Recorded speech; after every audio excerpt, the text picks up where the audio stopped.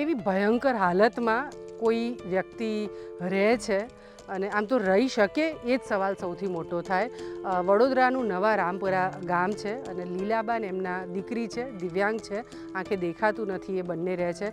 ઘરની અંદર અમે પ્રવેશ કર્યો તો લાઇટ તો હતી જ નહીં અંદર, પણ ક્યાંય એક અમે ભર બપોરે અહીંયા આવ્યા છીએ, બહાર તડકો છે પણ અંદર એક રતિભાર બી અજવાળું નહીં। ચોમાસાનું સખત પાણી આખા ઘરમાં વહી જાય એટલે પાણી જાય નહીં એ માટે એમણે છાપરું કર્યું છે અને ખૂબ મોટો ઢાળ આપ્યો છે। ઘર વર્ષો પહેલાં એમને સરકારી યોજનામાં બન્યું હશે, આખું ઘર ટપકે છે એટલે ઉપર એમણે પ્લાસ્ટિક નાખ્યું છે। લાઇટ પણ નથી। એમની ઈચ્છા છે કે મારું ઘર સરસ થાય તો હું શાંતિથી પાછલી જિંદગી સરખી રીતે ઘરમાં રહી શકું।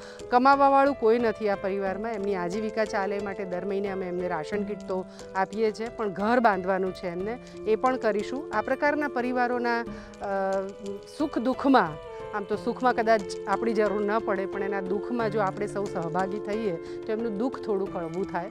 તો મદદ માટે તમને વિનંતી કરું છું અને આવા અનેક પરિવારો છે જે અમારા સંપર્કમાં આવતા રહેતા હોય છે અને સમાજ તરીકે આપણે સૌ જો ટેકો કરીએ જેટલો બને એટલાથી તો આવા લીલાબા જેવા અનેકોને આપણે મદદરૂપ થઈ શકીએ। પણ ભયંકર હાલત છે।